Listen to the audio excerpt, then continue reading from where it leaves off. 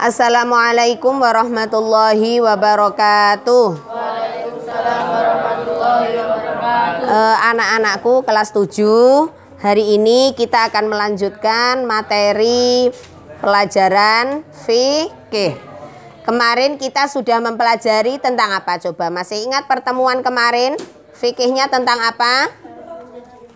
Ketentuan sholat berjamaah, ya, ketentuan baik pengertian, dalilnya, kemudian syarat menjadi imam dan makmum. Itu sudah saya jelaskan pada minggu kemarin dan jangan lupa tetap dipindah di buku catatan. Hari ini kita akan melanjutkan materi kita, yaitu bagaimana cara melakukan sholat berjamaah yang sesuai dengan syariat Islam, sesuai dengan ketentuan. Yang pertama, diperhatikan cara melakukan sholat berjamaah. Yang pertama, tempat makmum tidak boleh di depan imam. Ini sudah jelas. Yang namanya imam posisinya di depan, makmum posisinya di belakang. Jadi dalam berjamaah, imam harus bertempat di depan, makmum di belakang. Kalau misalkan hanya 2 orang antara imam dan makmum, berarti yang makmum berdiri di mana, Mas? Di sebelah mana? Sebelah kanan. Jadi ini imamnya, makmumnya di sini ya. Tidak boleh berjejer, tetapi harus berdiri agak belakang. Itu tata caranya. Ya, jadi tempat makmum tidak boleh di depan imam, harus di belakang makmum. Kemudian yang kedua, mengikuti imam dalam semua gerakan. Banyak orang yang belum paham ketika menjadi makmum. Dia merasa membaca belum selesai, makmumnya sudah ruku, dia masih diam saja membaca belum selesai apa yang dia baca. Itu tidak boleh. Yang namanya makmum harus selalu mengikuti gerakan imam. Jadi meskipun misalkan kalian sedang membaca Al-Fatihah belum selesai, imam sudah ruku, kalian harus mengikuti ruku. Itu cara menjadi makmum. Paham ya? Jadi semua gerakan imam harus diikuti. Kemudian yang ketiga, mengikuti perpindahan imam. Secara melihat secara langsung. Maksudnya apa? Jadi ketika imam berdiri di depan, imam ruku, Allahu Akbar, kalian mengikuti di belakangnya ruku. Bagi shaf yang paling belakang, misalkan karena imam di sana tidak bisa melihat secara langsung, kalian bisa melihat pada barisan di depan kalian. Paham ya? Jadi harus melihat gerakan imam secara langsung. Kalau misalkan berjamaah di musola sampai penuh, ternyata kalian harus berjamaah di sana, tidak masalah. Atau di halaman tidak masalah. Yang penting kalian bisa melihat shaf depannya untuk mengikuti gerakan imam, ya. Yang keempat, antara imam dan makmum tidak ada jarak. Tadi sudah saya jelaskan. Diperhatikan Mas ya, nanti saya tanya kalau sudah selesai pembelajaran. Mas Faiz, diperhatikan. Jadi tidak ada jarak antara imam dan makmum. Maksudnya apa? Seperti tadi yang saya jelaskan. Kalau jamaah hanya 2 orang, makmum berdiri di belakangnya.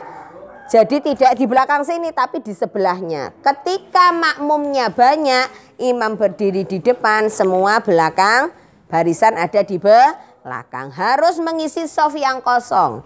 Ya, jadi shaf depan harus penuh dulu baru membentuk shaf yang kedua. Itu ya.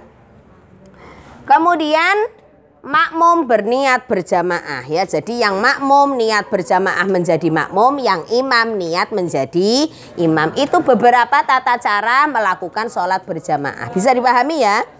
Kemudian dilanjutkan. Ini tata cara pengaturan shaf dalam sholat berjamaah. Tadi sudah saya jelaskan. Ketika makmum atau jamaah itu dilakukan 2 orang, maka makmum berdiri di sebelah kanan imam.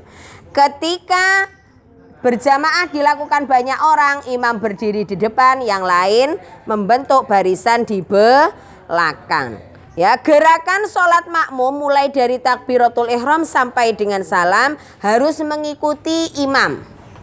Dalam sholat berjamaah ketika imam membaca ayat atau surat dengan suara keras, makmum tidak usah lagi membaca, cukup dengan mendengarkan saja.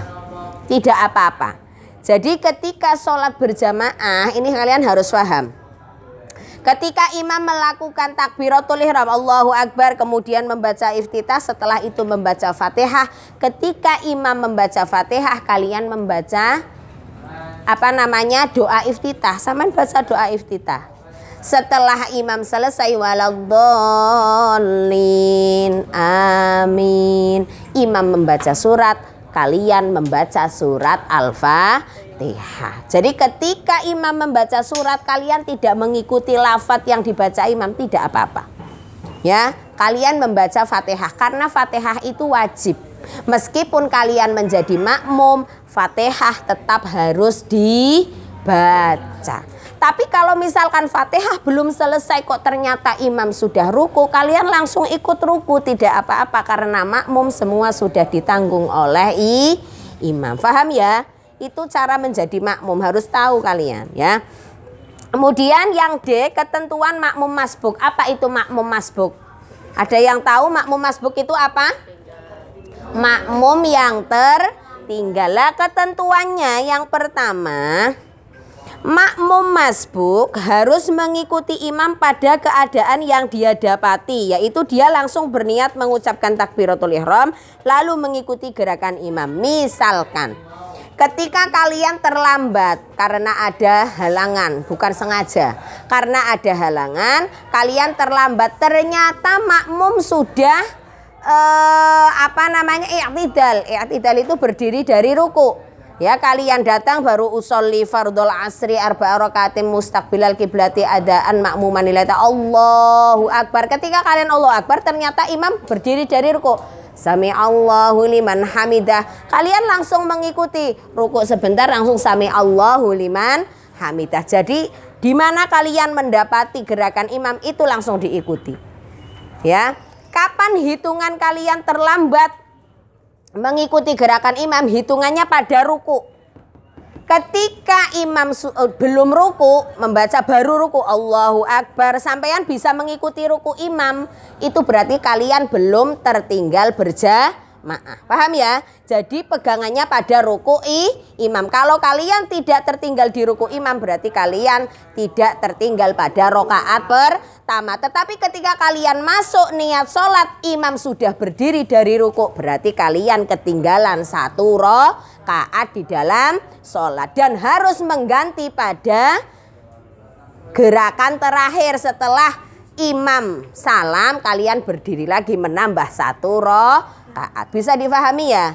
Itu ketentuan menjadi makmum masbuk. Jadi makmum yang tertinggal, ketika sudah tertinggal ruku imam, maka dia harus mengganti pada rokaat yang ditinggalkan. Tetapi kalau masih bisa melihat mengikuti ruku imam, berarti belum tertinggal rokaat sholat. Paham nggih? Paham? Itu yang bisa saya jelaskan untuk pertemuan kali ini, yaitu tentang cara bagaimana sholat berjamaah, bagaimana ketentuan menjadi makmum masbuk. Pada minggu yang akan datang kita akan mempelajari tentang bagaimana cara mengingatkan ketika imam lupa, mengganti imam yang batal, kemudian mempraktekkan adzan, iqomah, dan sholat berjamaah. Itu saja yang dapat saya sampaikan. Seperti biasa, apa yang hari ini saya jelaskan, kalian memindah ke buku tulis. Tujuannya apa? Agar kalian lebih mengingat. Itu saja, baik yang di rumah maupun di sini, tetap buku harus dikumpulkan nanti pada akhir bab. Itu saja. Wassalamualaikum warahmatullahi wabarakatuh.